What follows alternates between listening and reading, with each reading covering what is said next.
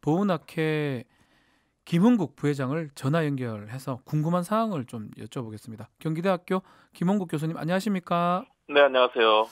자, 유관순 열사가 저는 3.1 운동하면 유관순 열사만 떠오르는데요. 이 3등급 훈장을 받았다는 게 저는 이해가 좀 안 되고요. 그러면 네네. 이번에 결정된 거는 3등급 훈장을 그대로 두면서 추가로 1등급 훈장을 수여하는 겁니까? 네, 의미를 좀 설명해 맞습니다. 주십시오. 네네. 유관순 열사 뭐 기억하시지만 우리 앵커께서 네. 말씀하셨지만 어린 시절에 다 유관순 누나, 언니라고 하지 않았습니까? 3월 사- 하늘 가만히 네. 예. 맞습니다. 바로 대한민국의 이 독립운동 그리고 3.1 운동의 상징적인 존재로서 유관순 열사가 있었고요. 네.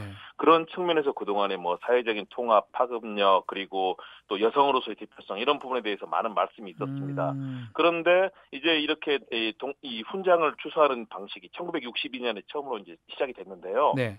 당시에는 1등급, 2등급, 3등급을 가리는 기준이 당시에는 또 시대적 상황이 좀 달랐고요. 음. 특히 1등급에 이제 지금 30명의 그런 독립유공자들이 되어 있는데요. 네. 김구 선생이라든가 안창호, 안중근 그 당시에는 이제 굉장히 중요한 분들이라고 아마 평가를 했던 것 같습니다. 네. 그런데 그 당시에 등급을 1등급, 2등급, 3등급을 정하는 기준들이 사실은 좀 지금의 시선으로 보거나 전체로 봤을 때 상당히 좀 주먹구구식의 그런 내용도 분명히 있었던 것으로 보입니다. 음. 그러나 그 당시에 이제 뭐 이 평생을 독립운동을 하거나 아니면 감옥에서 일정한 기준이 있거든요. 그래서 공적 조서를 기준으로 해서 이제 평가를 했는데 당시에 유관순 열사가 이제 3등급으로 건국 훈장에 일단 추서가 됐었습니다. 네. 독립장을 받았던 거죠.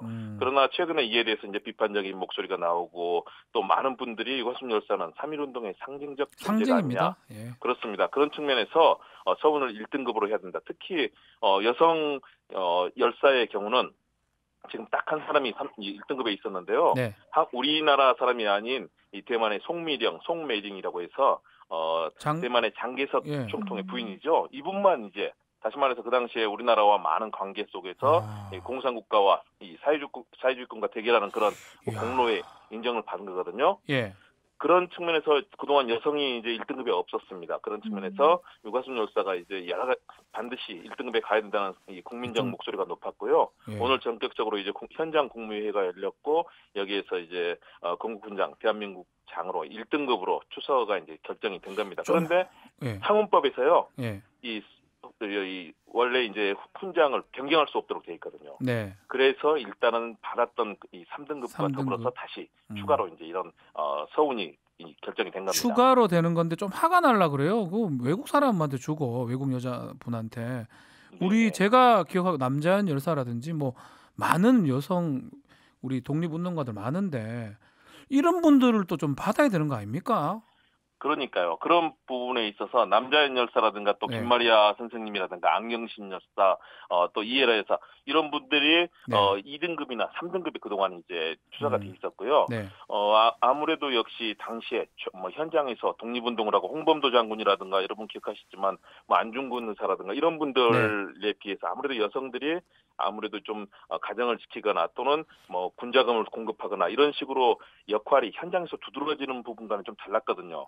그런 측면에서 이제는 시대적으로 달라졌다. 그런 부분도 정말 우리 독립운동의 중요한 부분이라는 평가를 지금 하시기 때문에 네. 여성 독립운동가들도 이제는 좀 더 존중받아야 된다. 된다. 최근에는 또 사회주의 운동을 하셨던 분들 중에서도 북한 정권에 직접 기여하지 않은 사람의 경우는 정말 우리 독립열사, 독립운동에 대한 공을 인정해야 된다. 이런 사회적 분위기 속에서 최근에 그런 서훈 변경에 대한 논란이 이제 많아지고 있는 상황입니다. 그렇군요. 옆에 이고은 기자가 갑자기 화가 나서 질문 하나 하고 싶다고 합니다. 네. 예. 네, 말씀하셨다시피 여러 이제 여성 독립운동가 분들이 계신데 저희가 이제 그분들의 이름을 잘 모르고 있는 것 같아요.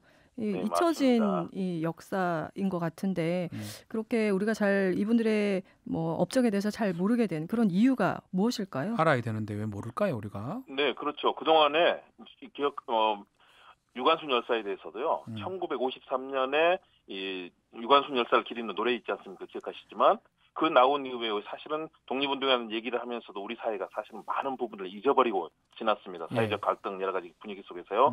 그리고 특히 여성 독립운동가들의 숫자가 이 현장에서 싸웠던 분들에 비해서 이제 이 숫자가 많지는 않았지만 그런 부분을 국가보훈처가 공적을 따진 데 있어서 아주 엄격한 기준이 있거든요. 네. 예를 들어서 뭐 수감 기간이라든가 또는 뭐 그 사망의 계기라든가 여러 가지 이 상황들을 이제 조서를 따지는데요. 일단은 3등급에는 10명의 여성 독립운동가들이 지금 인정을 받고 있거든요. 예. 그리고 이런 부분에 대해서 앞으로 특히 뭐 이렇게 기억하시지만 뭐 박사장 열사라든가 방순이, 안경신, 오광심 이런 많은 여성 사실 독립운동가들이 잘은 있기 모르겠습니다. 때문에 우리가 공부를 못 배운 것 같습니다. 좀 알아야 저희들이 이제 되는데 많이 이거는. 그렇습니다. 많이 알려드려야 되고 네. 또 앞으로 우리 사회에서 이 분들뿐만 아니라 네. 정말 무명으로 있지만 많은 역할을 하신 분들이 지금 발굴이 되고 있거든요. 그러면 그런 분들 새로 서훈을 받게 될 가능성도 있나요?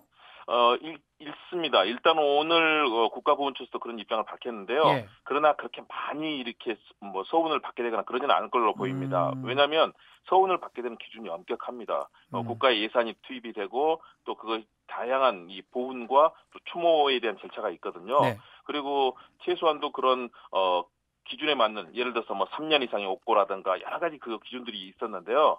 이런 부분들에 대해서 일단은 인정을 받아야 됩니다. 공적으로요. 그렇죠. 그런 측면에서는 또 올해 정말로 기여하신 분들과 또 작은 기여를 했더라도 그런 분들에 대한 인정을 해야 되는 부분이 있기 때문에 알겠습니다.